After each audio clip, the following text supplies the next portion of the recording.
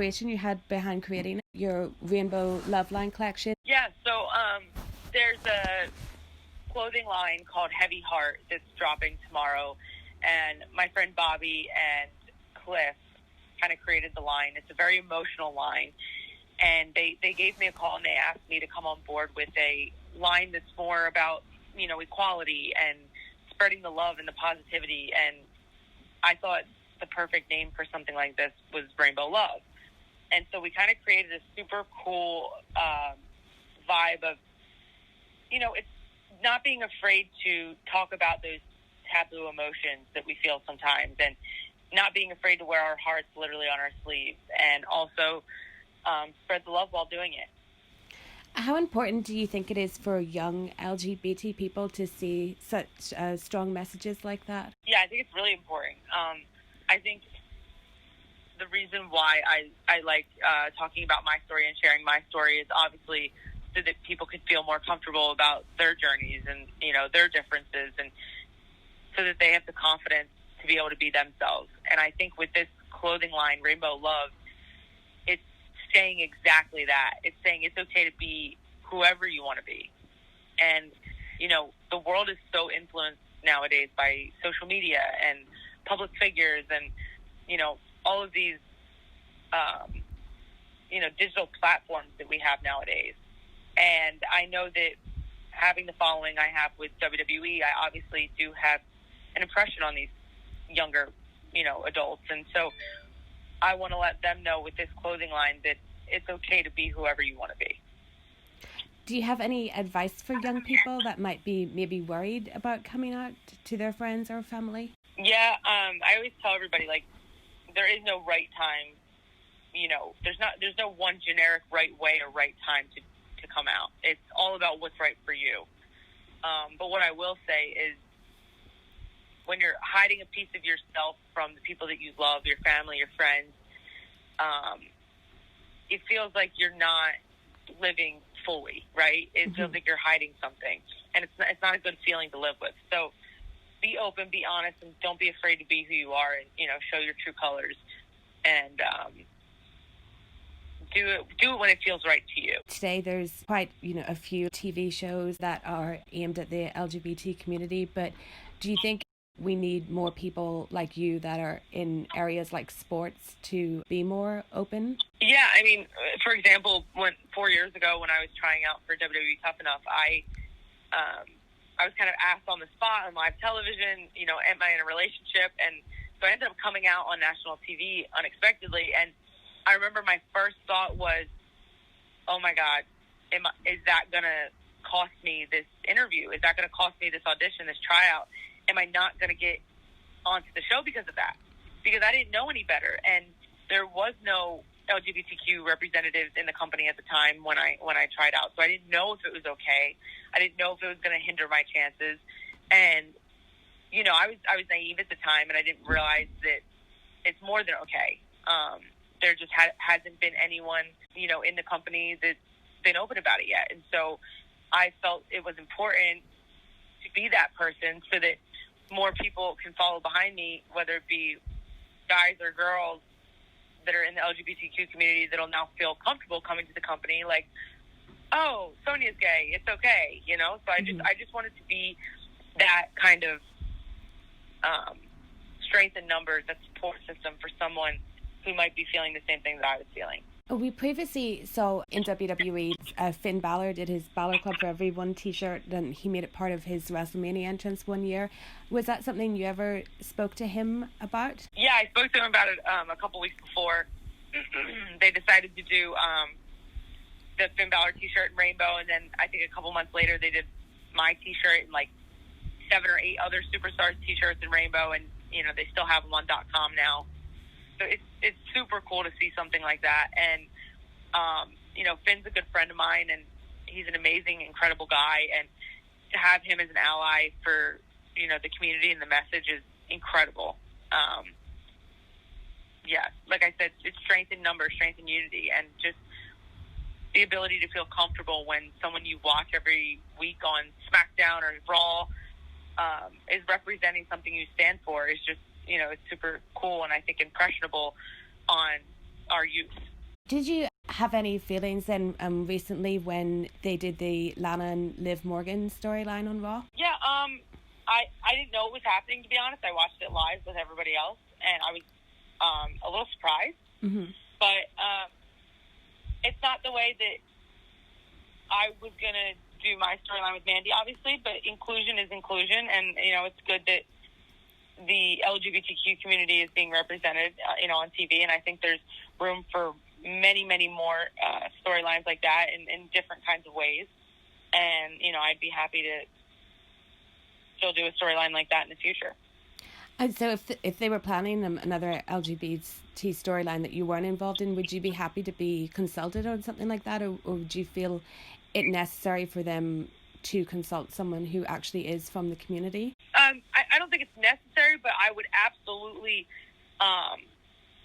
love to be that consultant. And, they've had meetings with GLAAD and organizations like that to help with certain storylines in the past that we were going to do. So I definitely know they have the right access to people that could enhance their knowledge and just awareness on doing a storyline like that. And I would absolutely love to be included in any kind of, writing or planning of something like that in the future. Now you're involved in the Otis and Mandy Rose storyline that fans have become really invested in. Are you surprised with how much they've taken to that story between Otis and Mandy? Yeah, it's been incredible. It's been so much fun to be a part of. And, people just love Otis. And I think it's just because he's just so unapologetically himself. And he's just, he's always so happy. And, I think he's very relatable in a sense. And Mandy and I have just had such a good time being a part of this storyline for sure. It's been probably the funnest storyline I've ever been a part of in WWE since I've been here. And speaking of Mandy, you two also review donuts together? Yes, we do. So we have a YouTube series called Demandy's Donuts, and we also have a merchandising line, Demandy's.com. And it's basically just us traveling the entire world, tasting the world's best donuts, and sometimes other stuff like pizza and hot wings and stuff like that, and reviewing them. So basically it's just a show where we talk about eating food and working out and wrestling. And so it's been really fun for us, and we do it on the road every week, and it's just something for us to do, that's lighthearted and easygoing, and we really enjoy it. When you're following such a strict training regime and diet and everything as you and Mandy must be, do you think it's important that people know to still allow yourself treats like donuts? Yeah, for sure. And that's what me and Mandy strongly believe in. Everything's all about balance.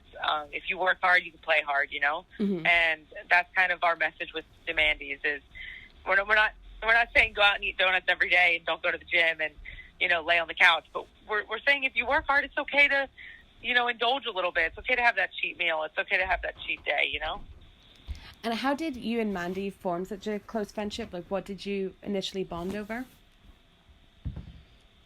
So when we first met on Tough Enough, we became best friends instantly, and it's because I think partly because we're both from the Northeast. She's from New York, I'm from Jersey.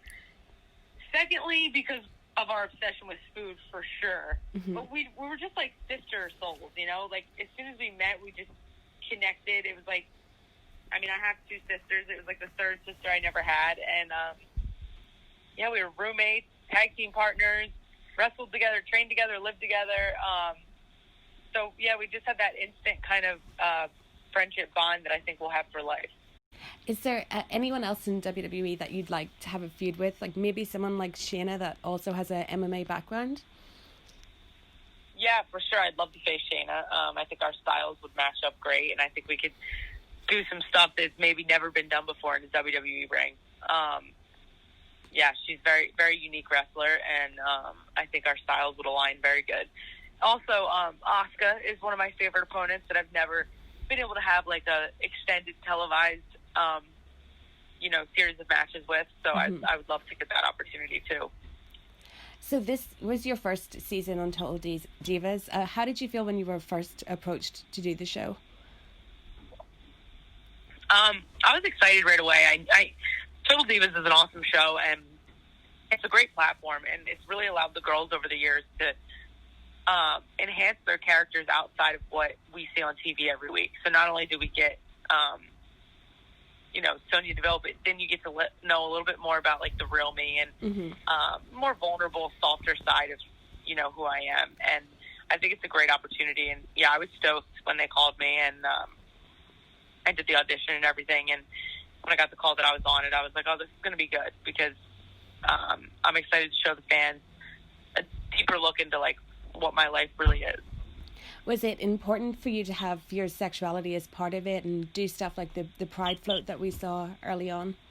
Yeah, I mean, I just wanted to show them everything that was Sonya Deville and Dario Baronato. And so, obviously my sexuality is part of that, but I more so just wanted to, share my girlfriend and with the world. And being able to be on my first pride float on TV was awesome. And my friendship with the girls in the locker room and my family, and, the fact that my little sister's gay too, and just to be able to share all those experiences on air and hopefully, set an example for people at home that, like I said, might not be feeling okay with who they are. What was it like asking Ariana to be in the show? How did she feel? She was hesitant. She definitely didn't grow up wanting to be, on TV or reality TV or anything like that.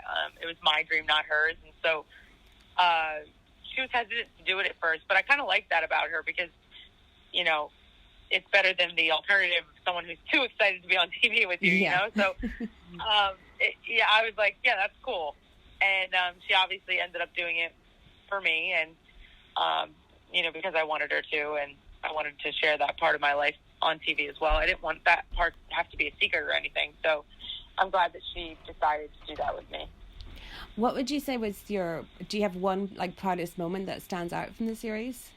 Proudest moment. There's a lot of good moments. I had a lot of fun in Hawaii. I would say the pride float, though, was pretty epic. Being able to be on there with, it was really, honestly, most special having my little sister on there.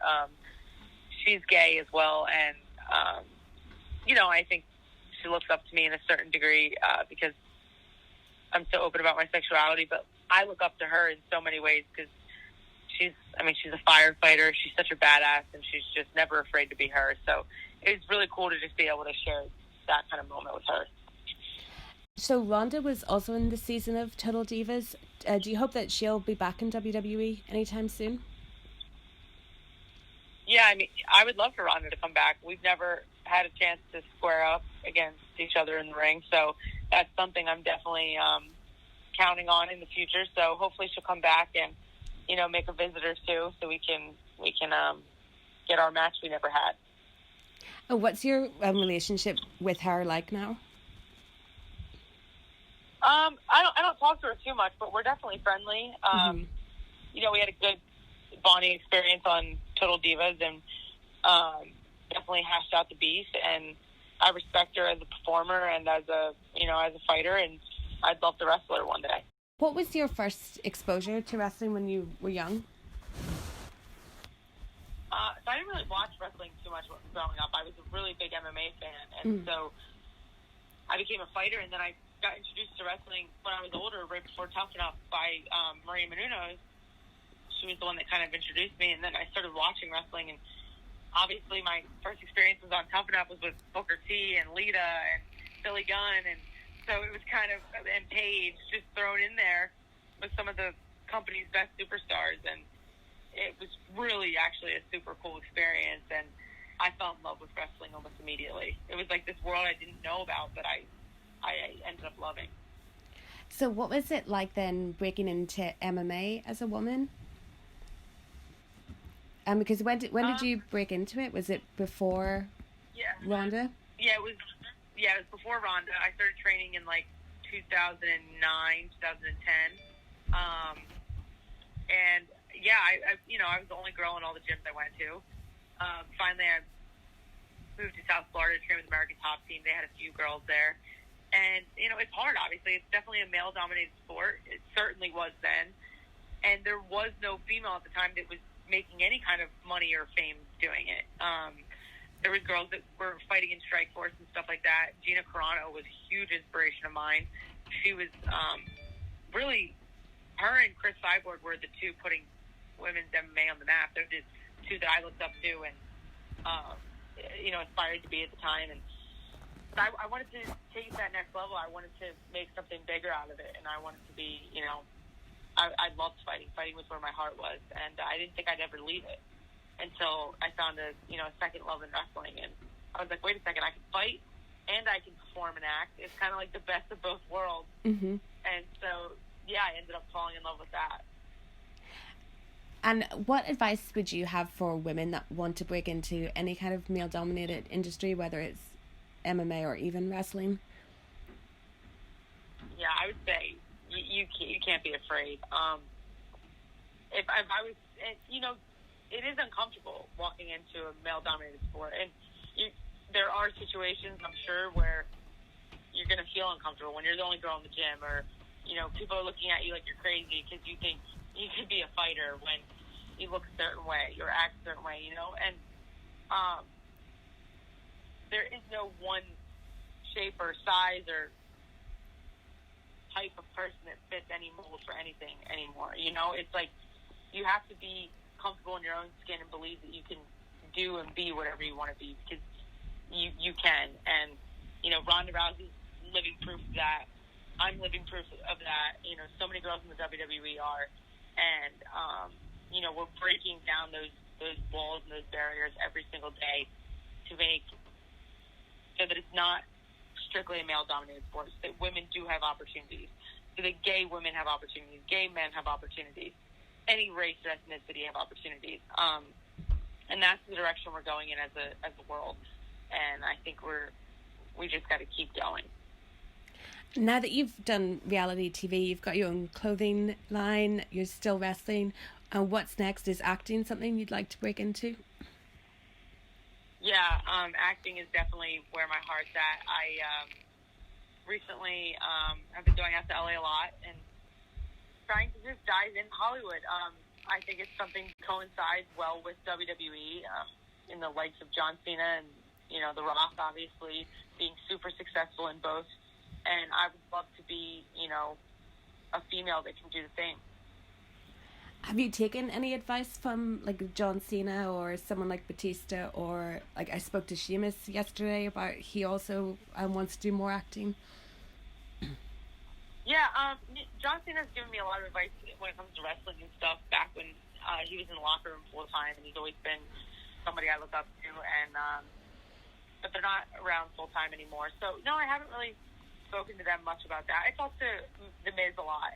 He gives me a lot of really good advice, and he's someone definitely to look up to, who's really killing it in all facets, from reality TV to movies to WWE. So he's definitely a guy that I look up to for sure. Yeah, I think WWE really needs a female superstar to like transcend Hollywood. Yeah, no one's done it yet. So that's definitely my goal, and that's going to be what I'm, also focusing on top of wrestling over the next few years. And do you have something that would be your dream film role? Yeah, I think all the Fast and Furious are badass. Any kind of intense, high stakes action film is right up my alley.